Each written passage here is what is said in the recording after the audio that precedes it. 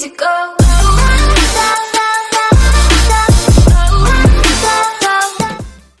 Hello again and welcome to another video. This is about my new Jebao MDC 10,000 sine wave DC pump.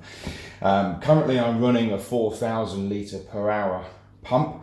I want to upgrade to this. To start with, this will just literally run my return, probably at like half power, maybe a little bit more, but I will eventually be looking to incorporate this into a manifold to also run my reactors. So maybe 10,000 litres is a little bit too much currently, but once it's hooked up to the manifold, then I'm sure it will be great.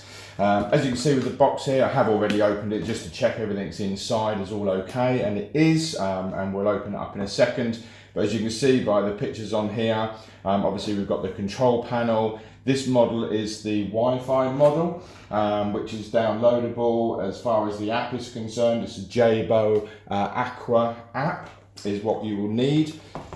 We've got some instructions there literally on just how everything goes together for the power pack, the pump itself and the control panel. Very easy stuff. A little bit of information on the front here, as you can see. And we've also got some other stats here with regards to other models. Now they also do this in an 8,000 litre, a 6,000 litre, 5,000 litre, 3,500 and also a 2,000 litre model. As I say, this one is the 10,000. So let's get it open. Open it up here.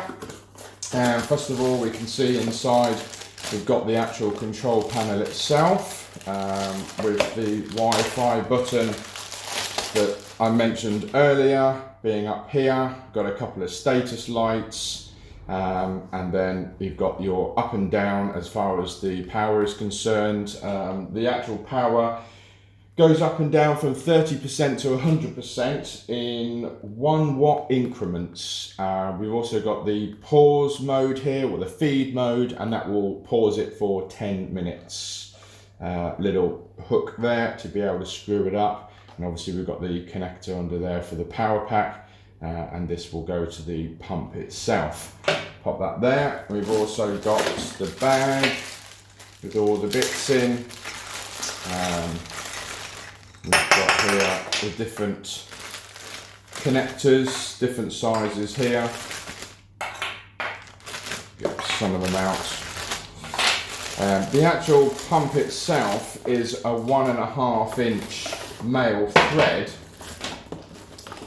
on both the intake and the output, and this is supplied with different hose tails. So what you would do is pop your required hose tail into here, and then that would then screw onto the front, obviously onto the top there as far as the output is concerned. As far as an input is concerned, this can be submerged and also non-submerged, so you could hard plumb this. Mine is going to be submerged, so I'm just literally going to be probably putting the cage on the front like so, and then having my required hose tail coming off the top. The hose tails come in 20mm, 25mm, 32mm and 38mm. As you can see with the different sort of sizes that we have here, and you just select the required size and pop it on. So the pump itself, we've got the wire here, that's the end there that will go into the control panel part, into that bit there. Just line it up and screw it on. It's quite heavy, seems to be fairly well made, nice construction, comes off nice and easy. Got the rubber feet on the bottom there to keep the noise down. It also comes, as I say, it is the sine wave, which is for ultra quiet operation. We've got on the top here DC 24 volt 80 watt, and we have a head pressure of up to 6 meters with this particular one. Definitely won't be doing 6 meters in my operation, but you never know, other people might have. So that's the pump, pop that down there.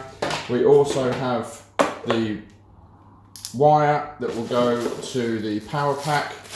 Pop this out of here quickly. So just standard 3-pin UK plug.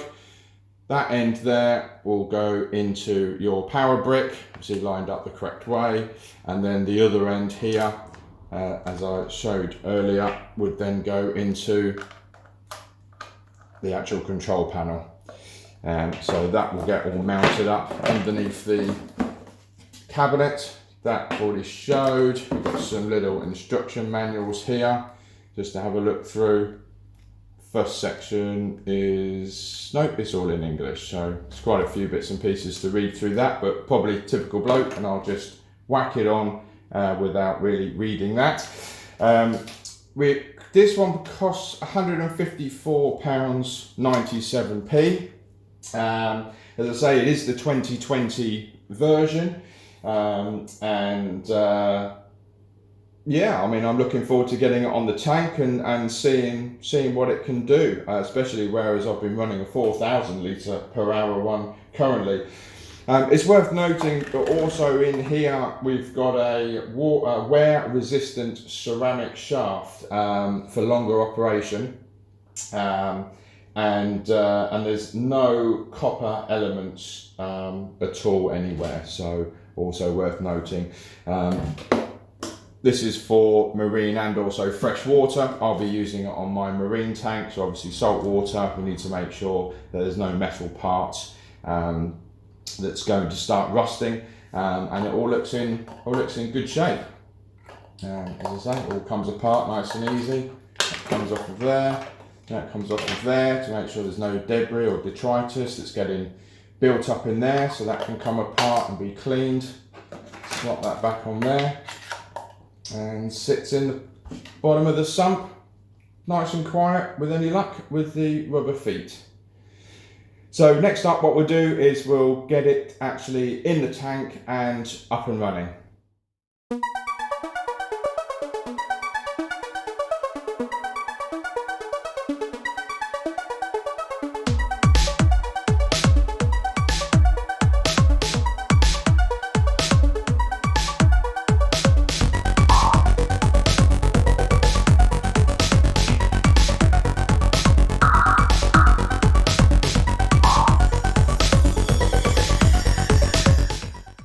Okay then guys, so we're back now. I've actually installed it into the sump, and now what we're going to do is we're just going to go through and set it up on the app itself. So I've already gone ahead and downloaded the Jebao Aqua app, and now I've just got to install all the information. So it's asking for password, email address, set all that up. Once I've set that up, we'll come back, but as you can see, it is on.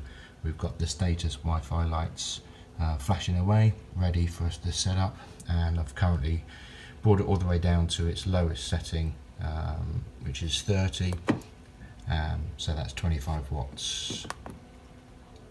There we go, and it's running. So let's go ahead and put this information in, and I'll be back. Okay, so we've created the account and that's all successful, so let's go ahead and use it now. So open up the account. So we've now got to add our device.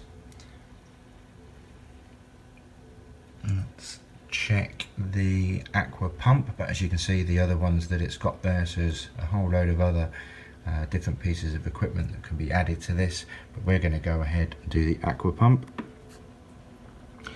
And it's asking us to press the power button for 5 seconds until the red and green lights blink alternatively. So what that actually means is press the Wi-Fi button here for 5 seconds until those two lights go red and green, like so.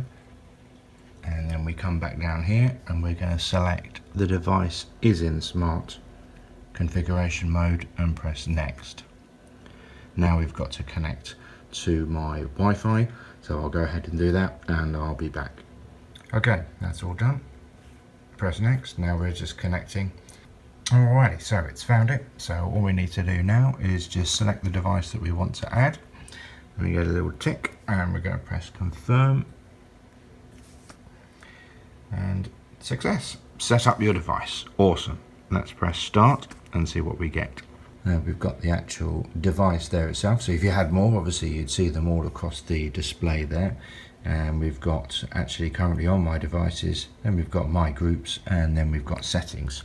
So if we press and hold this icon here, this will access the settings now. So now you've got your dial that you can spin around here, which will adjust the power just the same as you can obviously do it on the buttons there on the front of the controller.